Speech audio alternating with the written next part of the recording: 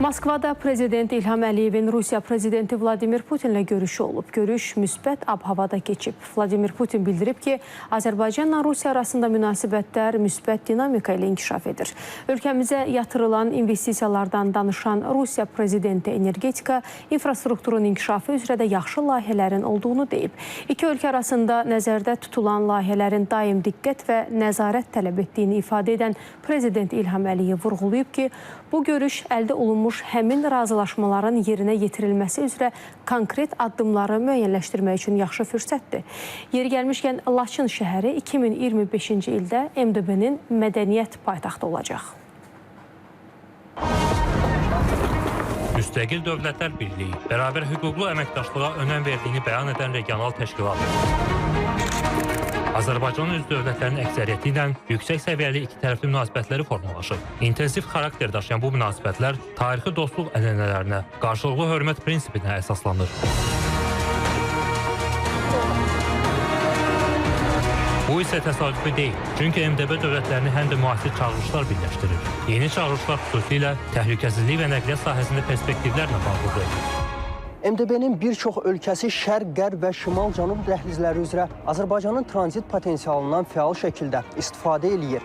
Bu kontekstdən çıxış eləyərək deyə bilərik ki, Azərbaycan MDB-nin bir çox ölkəsi üçün etibarlı tərəfdaşdır və xüsusilə bu tərəfdaşlıq özünü iqtisadi və tranzit sahəsində biruzə verir. Hesab olunur ki, bu iki dəhlizin ötürülmə qabiliyyətinin genişləndirilməsi istiqamətində həyata keçiriləcək layihələr ölkələr arasında əmtəə dövriyyəsinin artırılmasına xidmət eləyəcək. Rusiyanın paytaxtı Moskvada növbəti rəsmi görüş də bu kimi aktual mövzuların və digər vacib məsələlərin müzakirəsi üçün geniş imkanlar yaradır.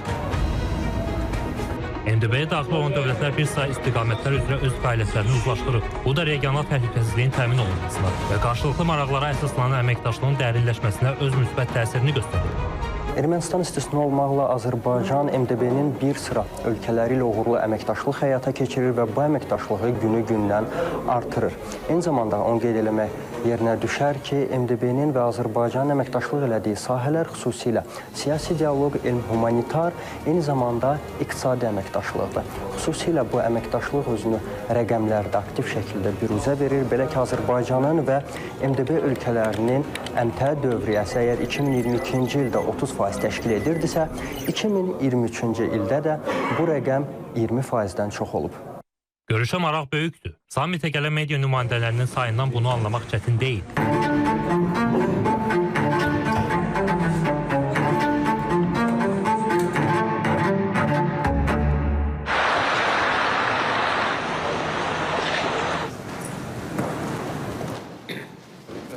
MDB dövlət başçılarının bir araya gəlməsindən öncə Azərbaycan və Rusiya liderləri görüş keçirdilər. Tərəflər münasibətlərin müsbət məcrada inkişaf etdiyini, ölkələr arasında nəzərdə tutulan layihələrin daim diqqət və nəzarət tələb etdiyini bildirdilər.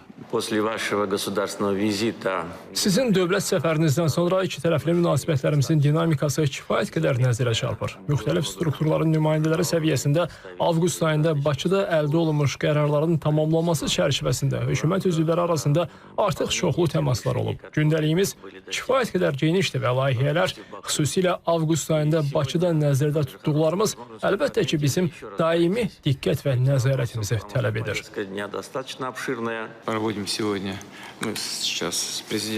Bugün biz Azərbaycan Prezidenti İlham Əliyevlə danışmışıq. Dünən axşam qeyri-rəsmi olaraq münasibətlərimizin hazırki vəziyyətinə bağlı məsələləri müzakirə etmişik. Dərhal qeyd etmək istəyirəm ki, əlaqələr müsbət məcrada inkişaf edir.